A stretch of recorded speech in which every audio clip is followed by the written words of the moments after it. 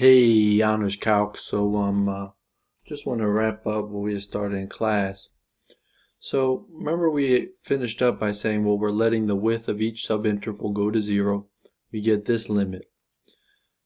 And essentially, this is just the height of the rectangle times the width of the rectangle, and we're adding how many rectangles there are.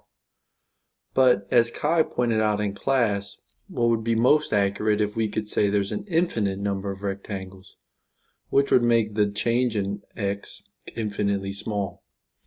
So let's actually, I know I had pulled up that other problem, but you sort of saw my moment in class. Let's actually revisit this problem, but instead of using this rough version, let's see if we could calculate this. So when we did the rough one, just as a reminder, we found the area was 15/4. So if we if we think of it as a decimal, which is sometimes 3.75, we said that would be an overestimate because of these blue parts you can see that are not actually under the curve that we were calculating. So let's though try this again, now using this formula that we have here, which looks pretty nasty at first.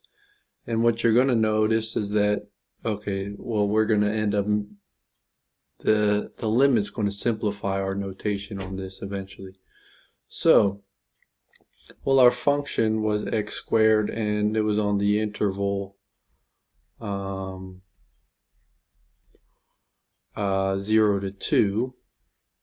And so if you remember, we also said delta x was just the end of the interval minus the beginning divided by n.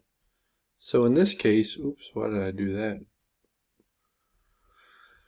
In this case, it would just be 2 minus 0 over n, or in this case, delta x is just 2 over n.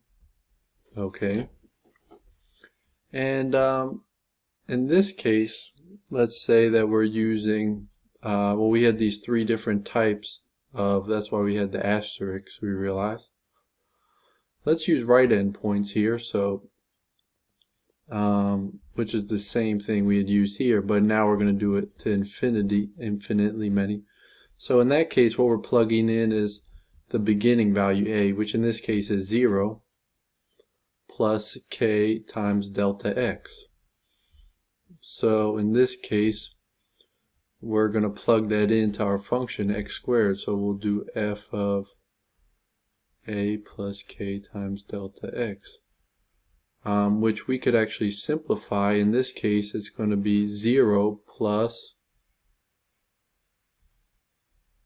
k times, well, delta x we just said is 2 over n.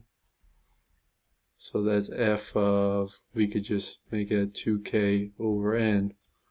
And so if we're plugging that in, well, what is our function? It's x squared. So we actually can now rewrite our sum a bit here. We've got the limit. The area is going to be equal to the limit. Now we're doing infinitely many. The limit of the sum from k equals 1, we're going to start at 1 up to n, of 2k over n squared times delta x, which is 2 over n. So what we now see is that these can just be multiplied, and that would give me, well, first I should square this, sorry. That'll give me 4k squared over n squared times 2 over n.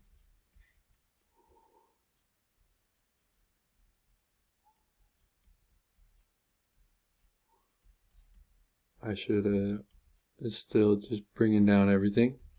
Continue to simplify, that would give me 8k squared over n cubed. So this is why I have imported some of this stuff here to the right. Oops, k equals 1 to n. Still haven't evaluated it as a limit yet. So there's some useful limits that we're going to need. So you may remember we said that, for instance, this is sort of the Gauss's one that Michele had reminded us of also in class. that if we are just adding up a sum of any number of numbers, we could just take that number times that number plus 1 over 2. So sort of we had 50 groups of 101. 100 over 2 is 50 times 100 plus 1. But one useful limit here is that actually if we were to take this limit towards infinity, what you'll see here is that we have we would really just get n squared plus n all over 2n squared. And remember, as n approaches infinity, we only worry about the highest degree. So that actually ends up evaluating at infinity to 1/2. And something we didn't talk about was this k squared, which has another more complex equation, which is n times n plus 1 times n times the quantity n plus 1 times the quantity 2n plus 1 all over 6. And this is something that will pop up from time to time, but this actually evaluates then to be 1/3, because you'll get 2n cubed over 6n cubed, and as it approaches infinity it simplifies to 1/3. So that's just like sort of an identity of some limit that is going to be useful. You'll see here in a second.